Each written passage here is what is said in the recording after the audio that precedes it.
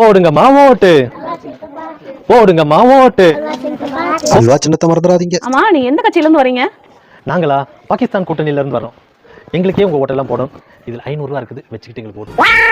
ஐயா, காசா கொடுக்கறதுக்கு பதிலா 500 ரூபாய்க்கு ஒரு பன்னிக்குட்டி மட்டும் வாங்கி கொடுத்துருங்க. உங்க பேரை சொல்லி நாங்க நல்லா வளர்த்திக்குவோம். பன்னிக்குட்டி தானே, இப்பவே போறோம். ஒரு 1000 பன்னிக்குட்டி வாங்கிட்டு வரோம். ஏரியா பூரா கொடுக்குறோம். குட்டி குட்டி குட்டி உரி உரி உரி உரி உரி. ஏப்பா, யாருப்பா பன்னிக்குட்டி ஓனரு? நான் சாமி, நான் 10 லைன் சம்பளி மாதிரி எடுத்துட்டு. அந்த பெரிய பன்னிக்குட்டி எவ்வளவு? அது 2000 சாமி.